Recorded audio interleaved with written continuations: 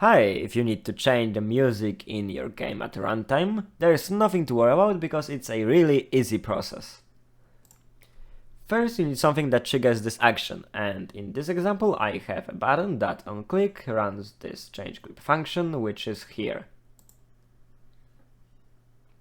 Inside there's a test script, which we'll talk about soon, and two audio sources. The first one holds the audio which will be played at the beginning. Its play on awake is turned on, just like its loop option. Its volume is set to the target volume. The next one has only the loop option and the volume set to 0. Of course the soundtrack is different there. Inside the script we declare those two audio sources we mentioned before, the default volume and the transition time.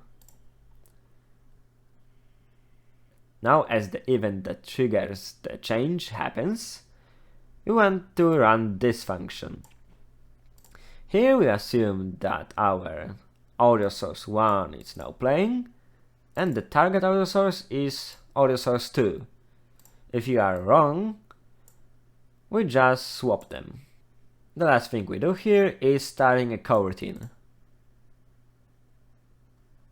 Here basically we just pause the audio source that is now playing, unpause the target audio source, and if it wasn't playing before we want to play it, and use those two while loops to do it in a nice way. Let's have a look on them. If the audio source that is currently playing has its volume higher than 0, we want to smoothly decrease it from default volume to 0. And we use percentage over there because we want to keep track on how close to the desired volume we are. We talk about the time since the first change of this volume, so we start at 0 and add time.delta time divided by transition time. Then we wait one frame and do it over and over until it's done. Next we do this part of the code we've discussed, reset the percentage, and do the same with the target volume, but this time we go from 0 to the default volume.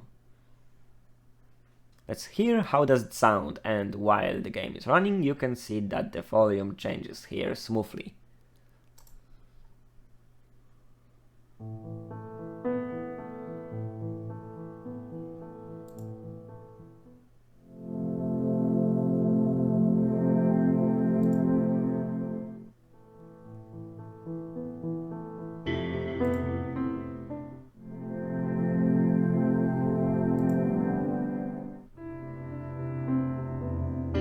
With the current version of the code, you can't interrupt this coroutine. As you can see now I'm clicking a lot of times and it's just doing its own things. If you want to change this behavior, you need to stop all coroutines before starting a new one. If you are not satisfied with the result, you can use a boolean, which tells you that audio source 1 is playing. Check it over here and set it to the opposite state after you choose the target. Now as you can see we can interrupt the change as we click multiple times.